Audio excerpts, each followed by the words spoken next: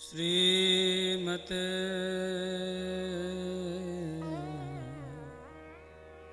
रामचंद्राय नमः।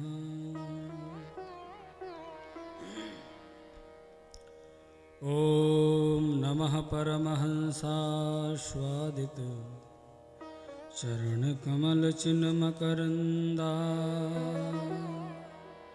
भक्तजनमानसनिवासाय श्रीरामचन्द्राय।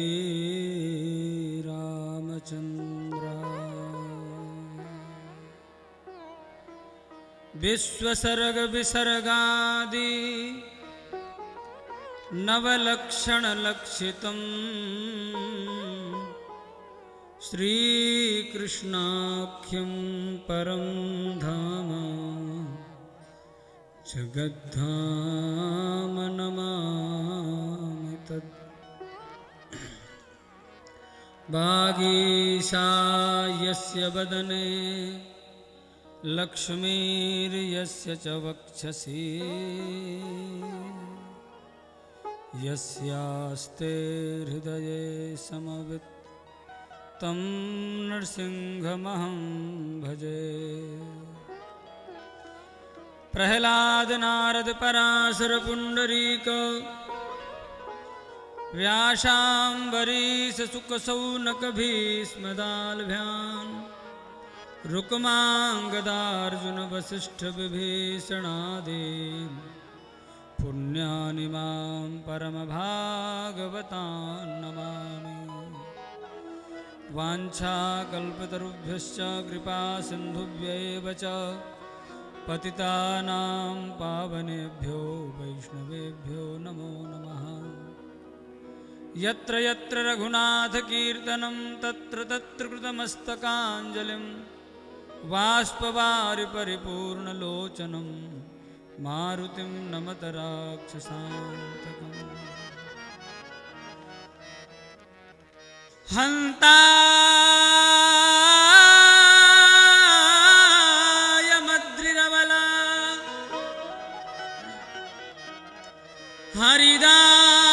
हरिदास वर्यो यद राम कृष्ण चरण स्पर्श प्रमोदः मानं तनोति सह गो गणयोस्तयोर्यत् पानीयसूयवसकन्दरकन्दमूलैः। श्री सीतानाथ समारंभां श्रीरामानन्दार्य मध्यमाम् अस्मदाचार्य पर्यन्तां वन्दे गुरु परम्पराम्। श्री वृंदावन बिहारी लाल की, श्री सीतारामचंद्र भगवान की, श्री राम रसिया हनुमान जी महाराज की, श्री गौरी शंकर भगवान की, श्रीमद्भागवत महापुराण की, श्री वेदव्यास भगवान की, श्री सुखदेव जी महाराज की, श्री परीक्षित जी महाराज की, श्री सूत सौनकाद ऋषिन की, गिरिराज महाराज की, गिरिराज धरण की, जगत गुरु स्वामी श्री रामानंदाचार्य भगवान की, श्री सद्गुरुदेव भगवान की, सब संतन की, सब भक्तन की, सब विप्रन की, गौ मातान की। जय जय श्री सीताराम, जय जय श्री राधे, हर हर हर महादेव। मुकुंद माधव गोविंद बोल, केशव माधव हरि हरि बोल। मुकुंद माधव गोविंद बोल, केशव माधव हरि हरि बोल। मुकुंद माधव गोविंद बोल, केशव केशव माधव हरि हरि बोल। मुकुंद माधव गोविंद बोल, केशव माधव हरि हरि बोल। हरि हरि बोल प्यारे हरि हरि बोल। हरि हरि बोल प्यारे, गाइए सभी लोग भाव हरि हरि बोल। हरि हरि बोल प्यारे हरि हरि बोल। हरि हरि बोल प्यारे, हरि हरि बोल। मुकुंद माधव गोविंद बोल, केशव माधव हरि हरि बोल।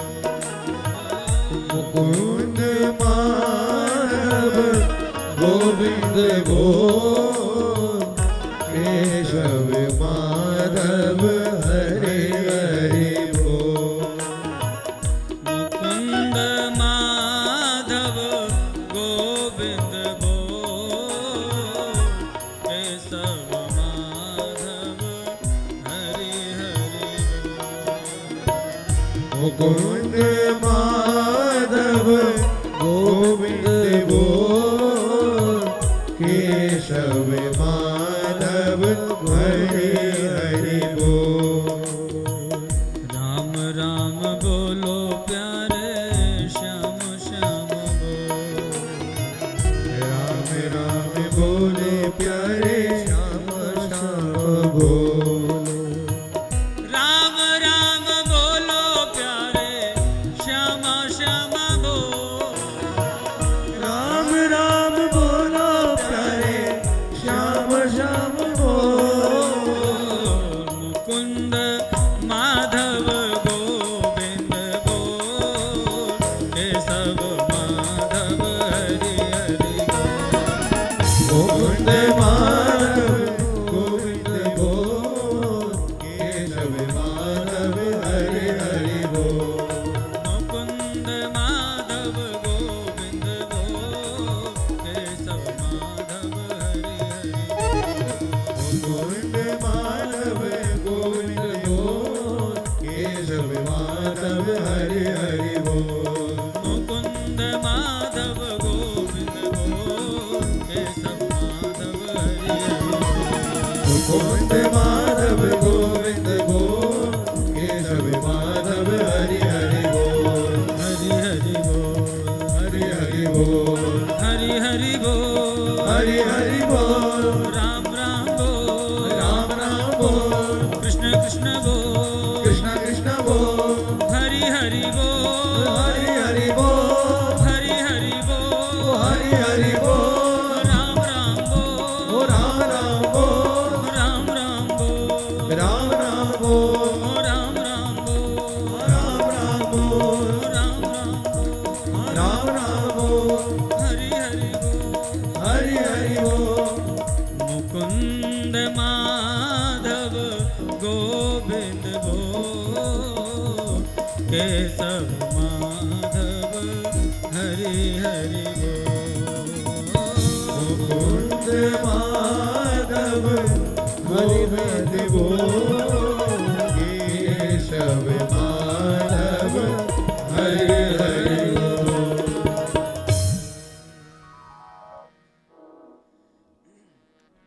हरि शरणम। अखिल कोटि ब्रह्मांड नायक परात्पर पर ब्रह्म परमात्मा, असंख्येय कल्याण गुणगण निलय कल्याणी कतान परमानंद कंद चिन्मूर्ति, दया सिंधु कृपा सिंधु वात्सल्य सिंधु शरणागत वत्सल भक्तवांछा कल्पतरु अकारण करुणा वरुणालय भगवान श्री राम कृष्ण की महती कृपा करुणा से ब्रजमंडल के हृदय में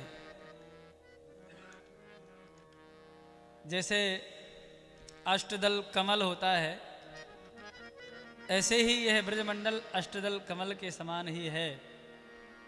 महाराज जी गर्ग संहिता पढ़ें यदि, तो गर्ग संहिता के अनुसार जब गोलोक धाम में ब्रह्मा विष्णु महेश भगवान का दर्शन करने जाते हैं प्रिया प्रीतम का, तो वहाँ दिव्य अष्टदल कमल है और उसके ऊपर प्रिया प्रीतम राधा माधव दोनों विराजमान रहते हैं। उस प्रसंग में नहीं जाना है मुझे, माने जैसे वहाँ अष्टदल कमल है गोलोक धाम में और उसके ऊपर प्रिया प्रीतम श्री राधा माधव विद्यमान हैं, ऐसे ही यह ब्रजमंडल अष्टदल कमल है और उस अष्टदल कमल की जो कर्णिका है बीच में जो होती है वो कर्णिका श्री गिरिराज जी है।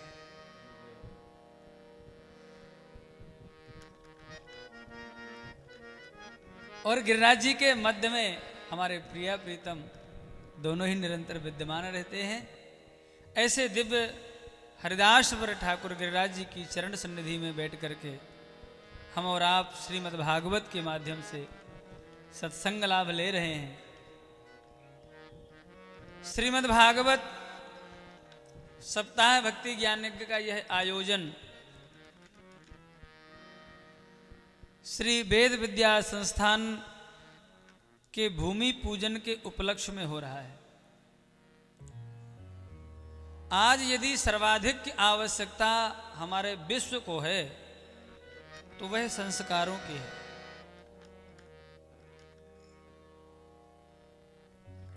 संत पंथ और ग्रंथ हमारे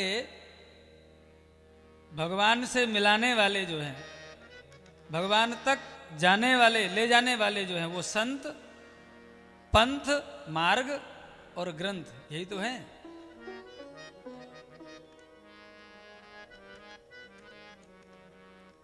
लेकिन आज सबसे बड़ी समस्या संतों में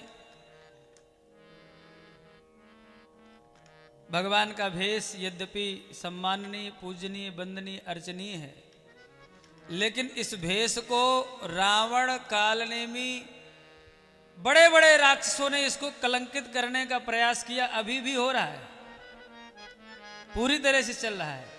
लेकिन चूंकि यह भगवान का भेष है, हाँ, इसलिए भगवान के भेष की महिमा आज भी बिल्कुल कम नहीं हुई है। आज भी महाराज सनातन धर्मावलंबियों की श्रद्धा जैसे सतयुग में थी, ऐसे आज भी सनातन धर्मावलंबियों की श्रद्धा इस भेष के प्रति है और बना करके रखने की जरूरत है। इन संतों के बिना बिन हरि कृपा मिले नहीं संता, ये बात तो है, बिना भगवान की कृपा के संत नहीं मिलते हैं, लेकिन बिना संत की कृपा के भगवंत नहीं मिलते हैं, ये भी निश्चित बात है। तो संत और दूसरा पंथ, पंथ भी आज के समय में पता ही नहीं कौन सा पंथ, कितने पंथ, दंभिन निजमत कल्प कर प्रकट किए बहुपंथ,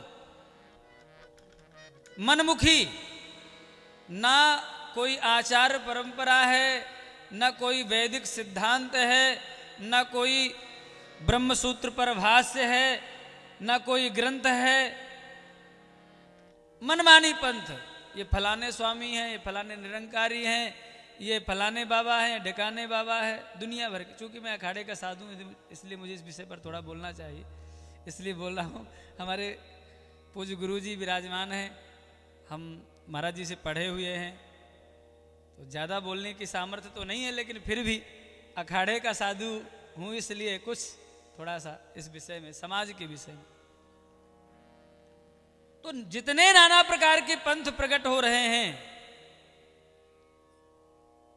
उस पंथ से हानि क्या है? गोस्वामी तुलसीदास जी कहते हैं, जिम पाखंड वादते लुप्त हो ही सदग्रंथ। इस पाखंडवाद से हमारे सदग्रंथ लुप्त हो रहे हैं। तो संत और पंथ, संत पंथ का निर्माण करते हैं, लेकिन फर्जी संतों ने जिस प्रकार से फर्जी पंथों का निर्माण करके ग्रंथों को लुप्त कर रहे हैं, आज आवश्यकता है कि हम उन ग्रंथों को संभालें, उन ग्रंथों के बताए मार्ग पर चलें। तस्मात् शास्त्रम प्रमाणम ते कार्याकार व्यवस्थितो वेद प्रणहितो धर्माय धर्मस्तद विपर्यः वेदो नारायणः साक्षात् स्वयंभू सुश्रुमः।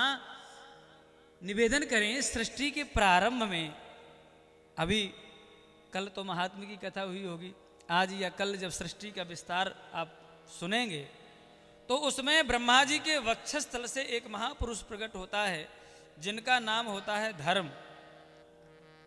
क्या नाम होता है? धर्म। उसी समय ब्रह्मा जी के पृष्ठभाग से, पीठ से एक पुरुष प्रकट होता है जिसका नाम होता है अधर्म। माने जो धर्म के विपरीत है वह क्या है?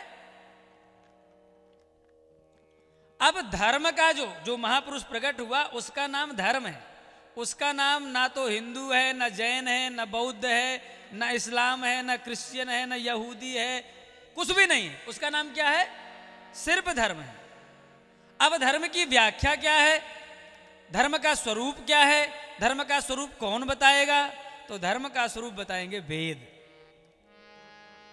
वेद धर्म का मार्ग बताएंगे वेद।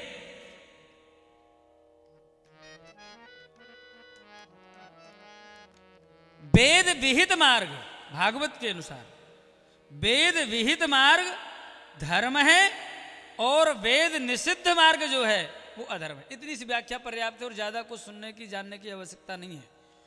जो वैदिक मार्ग है वह धर्म है और जो वेद विरुद्ध मार्ग है, वेद बहिष्कृत मार्ग है, वह अधर्म है। हम निवेदन करें, भागवत में भगवान के विवाहों की जब कथा आती है तो प्रसंग आता है महाराज नागनजित का। उनका नाम नागनजित क्यों पड़ा? उनका नाम नागनजित इसलिए पड़ा क्योंकि जो लोग वेद बहिष्कृत नंगे नवाब थे ना, आज की भाषा में जिनको नंगे नवाब कहते हैं, हाँ, कोई आधार नहीं, कोई लक्ष्य नहीं, कोई उद्देश्य नहीं, बस घूम रहे हैं महाराज अपनी बातें रखते हुए, दुनिया को बेवकूफ बनाते हुए। तो जो वेद बहिष्कृत नंगे नवाब थे उनको जीत करके महाराज नागनजित ने वेद मार्ग में लगाया, गौ सेवा में, संत सेवा में, विप्र सेवा में लगाया, इसलिए उनका नाम पड़ा नागनजित। तो जो वेद विहित मार्ग है वह क्या है? धर्म है और वेद बहिष्कृत जो मार्ग है वह अधर्म है। समस्या यही हुई कि अब वैदिक मार्ग जो है कठिन है। प्रातः ब्रह्म मुहूर्त में जगना, हाँ, इतने बार इसमें मिट्टी लगाओ, इतने बार इसमें मिट्टी लगाओ, फिर तलवों में मिट्टी लगाओ, हाँ, फिर शुद्धि करके, फिर महाराज स्नान आदि करके, फिर संध्या वंदन करो, इतने माला गायत्री जप करो, इतने गुरु मंत्र के जप करो, इतना पाठ करो, फिर अतिथि सत्कार, बलि वैश्व देव भूत यज्ञ, दुनिया भर के यज्ञ यज्ञादि सत्कर्म तर्पण आदि, ये सब कौन चक्कर में पड़े। कुछ लोगों ने सोचा ये सब नहीं करना पड़े और हमें कोई अधर्मी भी नहीं कहे तो क्या करें भाई? वेद मार्ग में ही चलेंगे तो लोग अधर्मी कहेंगे, तो हमें कोई अधर्मी भी नहीं कहे और हमें ये सब करना नहीं पड़े। तो उन्होंने अलग से एक पंथ बनाया जिसका नाम दे दिया अमुक धर्म। कोई भी इस्लाम, क्रिश्चियन, यहूदी, फारसी जो भी कह दे, हम भले ही आज के हिंदू धर्म को भी कह दे तो कह सकते हैं, जो आज का हिंदू धर्म जो है, आज का जो हिंदू धर्म है उसकी भी कोई मार्ग नहीं है, कोई शास्त्र का आधार नहीं है, कोई आचार्य परंपरा नहीं है, कोई आचार्यों का संरक्षण नहीं है। धर्मनिरपेक्ष, धर्मनिरपेक्ष, धर्मनिरपेक्ष। अरे धर्मनिरपेक्ष जो व्यक्ति होगा वो अधर्म सापेक्ष अवश्य होगा। प्यारे बंधुओं,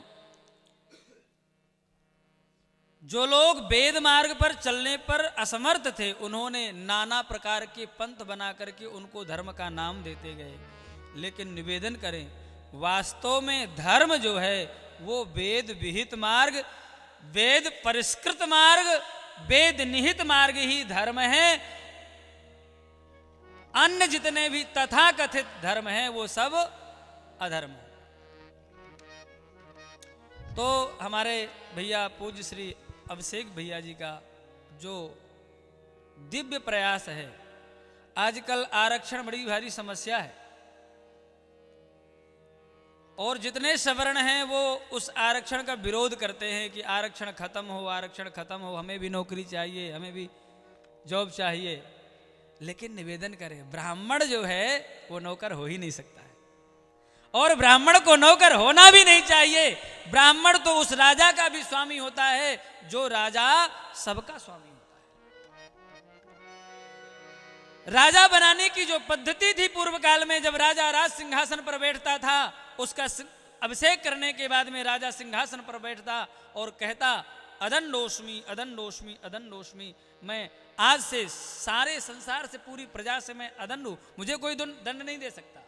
उस समय पार्श्व में विद्यमान आचार्य, गुरु, ब्रह्म धर्मशास्त्री ब्राह्मण, वह अपना ब्रह्मदंड लेकर के उस राजा के मस्तक पर ऐसे प्रहार करता, ठोकता मस्तक पर, और कहता, ब्रह्मदंडोसी ब्रह्मदंडोसी ब्रह्मदंडोसी।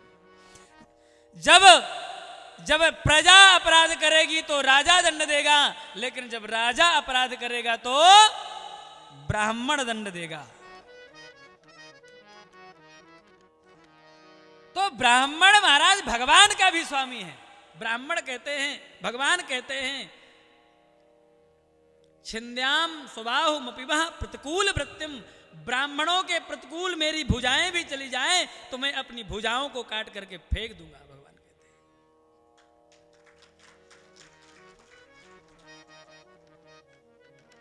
वह ब्राह्मण किसी की नौकरी करेगा, जॉब करेगा, उसके पीछे पीछे चलेगा, चलना भी नहीं चाहिए। और जो ब्राह्मण होगा, हृदय से ब्राह्मण होगा, वह नौकरी के लिए कभी सोचेगा भी नहीं। ले लो प्यारे आरक्षण, तुम पूरा ले लो, जितनी नौकरियां हैं सब तुम ही ले लो, हमें तो गद्दी पर बैठना है, राम राम करना है, और उस राम नाम के भरोसे, राम नाम का आश्रय लेकर के हम देश में नहीं, हम विश्व में नहीं, ब्रह्मांड में राज करते थे और करते रहेंगे।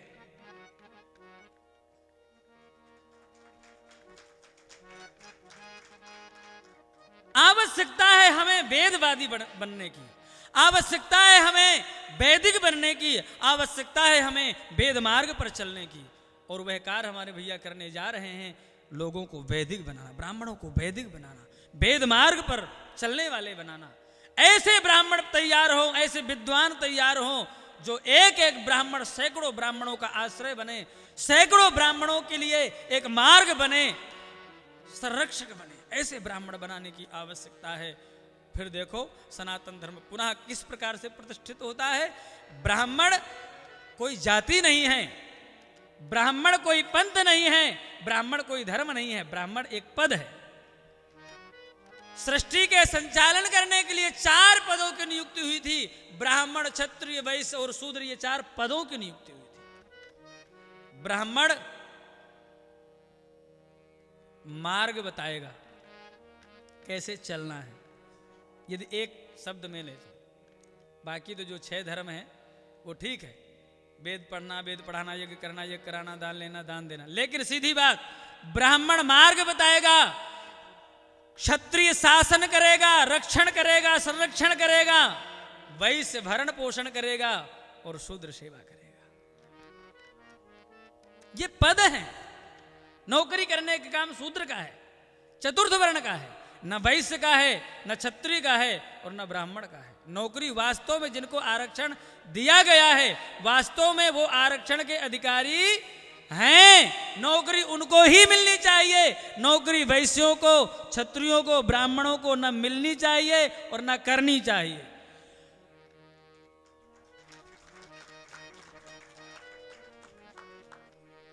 वैश्य व्यापार करे, क्षत्रिय शासन करे, बढ़िया दूध घी खाओ, गौ माता का पालन करो, चक्र दंड कसरत करो, सवेरे से पहलवानी करो और तलवार भांजो और रक्षण की तैयारी करो। ब्राह्मण ब्रह्म मुहूर्त में जग करके वेद पारायण करे, मंत्र जाप करे और उस प्रभाव से, वैदिक मंत्रों के प्रभाव से महाराज विश्व में नहीं ब्रह्मांड में शासन करने पर समर्थ है। ब्राह्मण था और है, बस वैदिक मार्ग का अनुसरण करने की जरूरत है। हमारी सबसे बड़ी समस्या है कि आज हम वेद मार्ग को पूर्णतया विस्मृत होकर के मनमुखी मार्ग पर चल रहे हैं। ना तो आचार्यों का संरक्षण है, ना शास्त्रों का संरक्षण है, इसीलिए हमारा पतन होता जा रहा है। हम अपने आप को पहचाने, अपने मार्ग को पहचाने, अपने धर्म को पहचाने। हमारा बारंबार यही निवेदन है। हम बहुत बहुत प्रणाम करते हुए धन्यवाद देते हैं अभिषेक भैया को, जो ऐसे दिव्य कार्य को करने जा रहे हैं।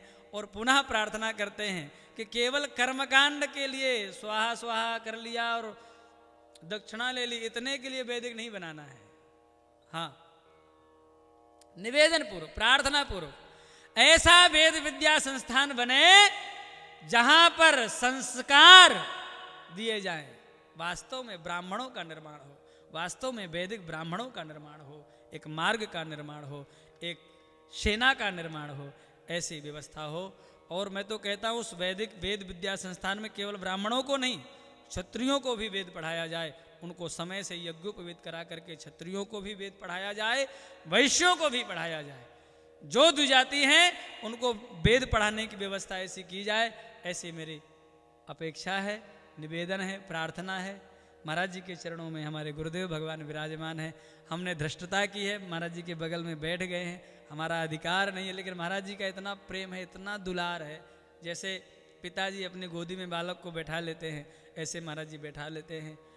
महाराज जी के चरणों में प्रणाम, भागवत भगवान के चरणों में प्रणाम, भैया के चरणों में प्रणाम करते हुए आप समस्त सनातन धर्मावलंबियों के चरणों में प्रणाम करते हुए श्री राम जय राम जय जय राम, श्री राम जय जय राम। मैं एक बात और कहता चलूं, यद्यपि मेरी बात गले उतरने वाली कम है, जितनी बातें मैंने कही है ना, बहुत कम लोगों के गले उतर रही होंगी, लेकिन वास्तव में यदि बैठ करके चिंतन करेंगे तो पूरी पूरी बातें समझ में आ जाएंगी और उतर जाएंगी।